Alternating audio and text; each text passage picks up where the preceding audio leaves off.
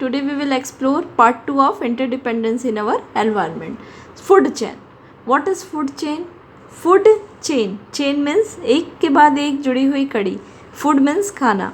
अब ये खाने की कड़ी कैसे हो सकती है? जी हाँ, बिल्कुल सही सोच रहे हैं आप. खाने की कड़ी मीन्स एक के बाद एक. आपने देखा होगा कि सारे फूड्स एक दूसरे को खाते हैं. जैसे सनलाइट से क्या मिलता है? सबसे पहले सनलाइट का यूज़ करके जो प्लांट्स है, ग्रास है, वो क्या करते हैं? अपना खाना खुद बनाते हैं वाया फोटोसिंथेसिस. वो लोग फोटोसिंथेसिस की basically plants are using their food. वो लोग खुद अपना खाना बनाते हैं. केवल सिंगल एक प्लांट्स ही हैं पूरे इस अर्थ पे लिविंग थिंग्स जो अपना खाना खुद बनाते हैं, जो बिना डिपेंड किसी अदर लिविंग थिंग्स पे डिपेंड नहीं करते हैं. So plant using photo sunlight and make photosynthesis और अपना खाना वो खुद बनाते हैं.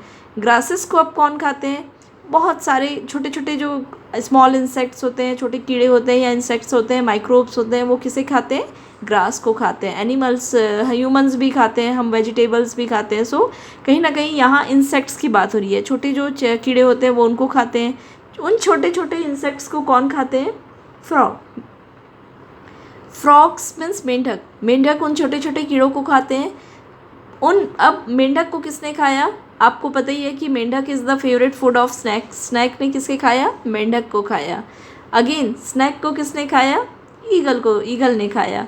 ईगल, अब जब ईगल की डेथ हो गई, ईगल की डेथ बॉडी के बाद को किसने खाया? Scavengers. They are the cleaner. Decompose करके वो स्कैवेंजर्स उसे खाते हैं. स्कैवेंजर्स के बाद उसे किसने किया? डिकम्पोजर्स ने उसे कंपोजिट किया. अगेन ये नाइट्रोजन गैस किस में मिल जाती है? एटमॉस्फेयर में. तो आपने ये देखा कि ये चेन है. हम सब एक दूसरे के ऊपर डिपेंड है. लाइक हम खाने के लिए किसके ऊपर डिपेंड करते हैं? डायरेक्टली और इनडायरेक्टली सारे ऑर्गेनिजम्स, सारी लिविंग थिंग्स डिपेंड करते हैं प्लांट के ऊपर. सो हमने देखा यहाँ फूड चेन के सबसे स्टार्टिंग पॉइंट, सबसे इम्पॉर्टेंट पॉइंट क्या है? शुरू कहाँ से हो रही है फूड चेन? सन से. Yes, sun is the ultimate source of energy. बहुत सारी सन आप देख सकते हैं कि ऊर्जा का स्रोत है और एनर्जी का सोर्स है. एंड वहाँ से ही हमारी इकोसिस्टम की स्टार्टिंग होती है. सो इकोसिस्टम को, लिविंग फूड चेन को हमने 4 पार्ट्स पे डिवाइड किया है, 4 ग्रुप्स पे डिवाइड किया है. What are the 4 groups? Producers, consumers, scavengers, decomposer. Producer, let's explore each and every term. Now who is the producers? As the name suggests, producer make their own food by themselves. जो अपना खाना खुद बनाते हैं, जो किसी और organism पे डिपेंड नहीं करते हैं. Examples are the plants. जैसा कि हम देख सकते हैं, हमने पहले भी देखा कि जो प्लांट्स है वो अपना खाना खुद बनाते हैं, like algae and water plants. So they are the producers. And every living organism in earth, इस अर्थ पे सभी लोग डिपेंड करते हैं डायरेक्टली और इनडायरेक्टली प्रोड्यूसर्स के ऊपर. सो ग्रीन प्लांट्स, सारे जितने भी ऑर्गेनिजम्स हैं हमारे इकोसिस्टम पे, वो सभी डिपेंड करते हैं ग्रीन प्लांट्स के ऊपर. Second one is consumer. Consumer means जो कंज्यूम करते हैं. तो प्लांट्स को या एनिमल्स कौन कंज्यूम करते हैं इस अर्थ पे? हम जानते हैं कि एनिमल्स और ह्यूमंस ही ऐसे स्पीशीज़ हैं, लिविंग स्पीशीज़ हैं जो कि कंज्यूम करते हैं. So they are the consumers. Why are they consumers? क्यों कहते हैं हम उसे कंज्यूमर्स? क्योंकि वो डिपेंड करते हैं प्लांट पे फूड के लिए डायरेक्टली और indirectly. All humans and animals are called consumer because they depend on plants और द फूड और the animals for their food directly or indirectly. Consumers are divided into 3 parts. हमने consumers को 3 parts पे divide किया है. Herbivorous, carnivorous, omnivorous. Herbivorous, as the name suggests, herbivorous animals are that feed on plants or plant product only are called herbivorous animals.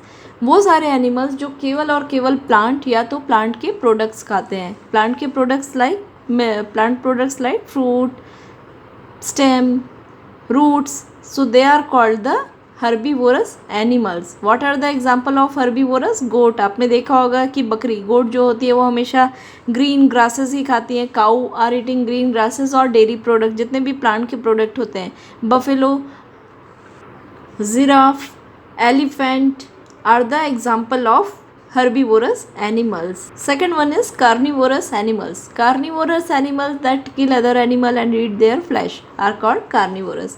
सो ऐसे animals जो दूसरे animals को मार के खा जाते हैं, उनके फ्लैश, उनके मांस को खाते हैं, उनको हम बोलते हैं carnivorous, like lion, tiger, jackal और द कार्नी। ये ग्रीन प्लांट्स नहीं खाते हैं डायरेक्टली, ये सिर्फ और सिर्फ एनिमल्स और एनिमल के फ्लैश ही खाते हैं।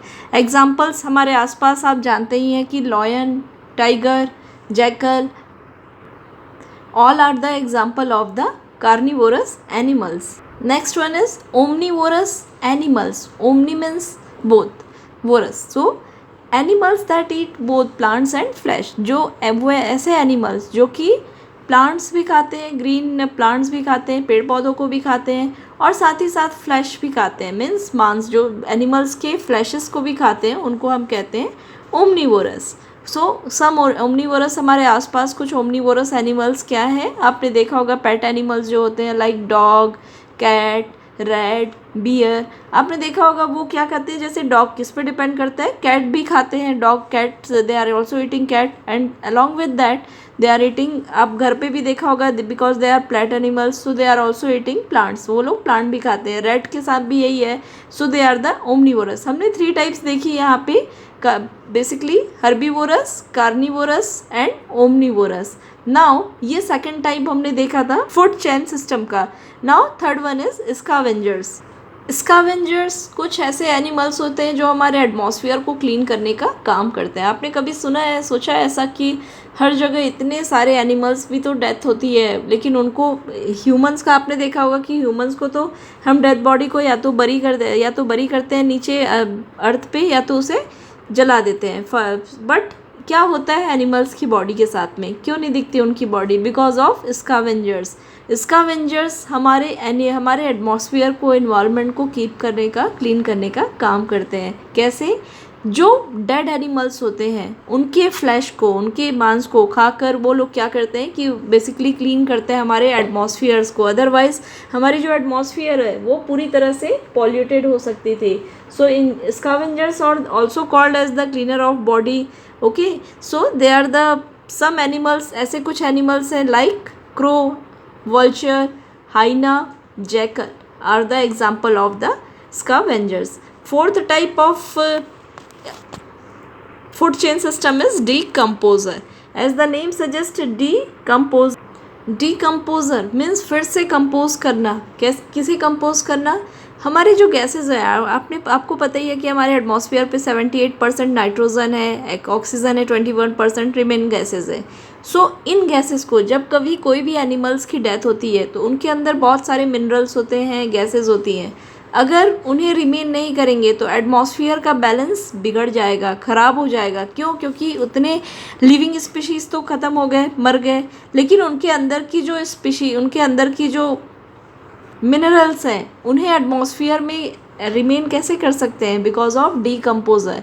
तो क्या होती है, डेड बॉडी से या मरने के बाद किसी भी एनिमल के जो डीकम्पोजर्स होते हैं वो डेड प्लांट और डेड एनिमल्स, जो प्लांट्स होते हैं, डेड प्लांट्स या एनिमल्स, उनके अंदर जो मिनरल्स होते हैं उसे वे एटमॉस्फेयर पे वापस रिलीज़ करते हैं। कैसे रिलीज़ करते हैं? वो उन एटमॉस्फेयर पे उन्हें डिफरेंट पार्ट पे जितने भी गैसेस होते हैं उस डेड बॉडी पे एनिमल्स या प्लांट की, उसे वापस एटमॉस्फेयर में रिलीज़ करते हैं, या तो एयर पे या तो सॉइल पे। इसीलिए सॉइल की फर्टिलिटी बन जाती है। सॉइल जो मिट्टी है वापस से वो क्या हो जाती है, वो मिनरल्स कहाँ जाते हैं? सॉइल पे चले जाते हैं। अब उन सॉइल की मिनरल का यूज़ कौन करता है? प्लांट। अब प्लांट्स को फिर से एनिमल ने खाया, ये साइकिल चलते रहता है, इसीलिए इसे कहते हैं फूड चेन। क्योंकि अब वापस से आपने देखा कि सभी लोग डिपेंड करते थे प्लांट के ऊपर, लेकिन प्लांट भी डिपेंड करते हैं सॉइल के ऊपर, और सॉइल के मिनरल्स कहाँ से मिलते हैं? जो एनिमल्स थे उनकी डेड बॉडी से या प्लांट्स थे। सो ये मिनरल्स प्लांट को फूड बनाने में हेल्प करते हैं, और इन्हीं से ही प्लांट्स अपने रूट के थ्रू फूड्स बनाते हैं। So they are called the decomposers. इन्हें हम कहते हैं डीकम्पोजर्स। एज आपने देखा कि सारे लोग, हम लोग डिपेंड करते हैं प्लांट के ऊपर, और प्लांट को मिनरल्स मिलते हैं डीकम्पोजर के थ्रू। So that's why decomposer is very important for our atmosphere.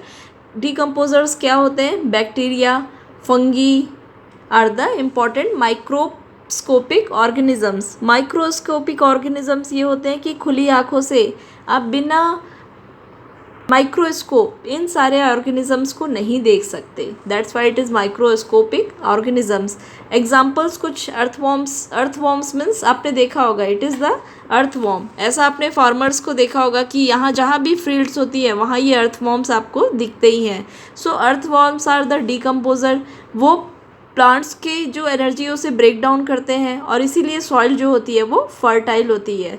So that's why they are called the friends of farmers. So it will come into, बहुत बार क्वेश्चन ये पूछा जाता है कि कौन किन्हें बोला जाता है, who are the friends, dash is the friend of farmer. So who is the friend of farmer, earthworms are the friend of farmer. So we have completed the second part of this chapter. In this chapter we have already learned the food chain. हमने देखा यहाँ पे कि food chain होती है, food chain जिस तरह से सारे ऑर्गेनिज्म एक दूसरे के ऊपर डिपेंड करते हैं, एनर्जी फ्लो होती है one way to other way. ये 4 टाइप्स के होते हैं, 4 ग्रुप्स में इनको डिवाइड किया गया है, producers, consumer, scavengers and decomposer. Producer जो प्लांट्स होते हैं, कंज्यूमर्स एनिमल्स होते हैं, कंज्यूमर्स की भी 3 कैटेगरी है, herbivorous, carnivorous और omnivorous. Again then scavengers and the decomposer. So that's your chapter. We have completed the part 2 of chapter 1. If you have any doubt please write us on comment. And if अगर आपने अभी तक subscribe नहीं किया channel तो हमारा channel आप subscribe कर सकते हैं, जिससे CBSE के सारे वीडियोस आपको इस चैनल पे वन बाय वन अपडेट होते रहेंगे। अगर आपको किसी स्पेशल टॉपिक पे वीडियो चाहिए so please write us, we will definitely make the video as per your choice. Thank you so much for watching. Thank you.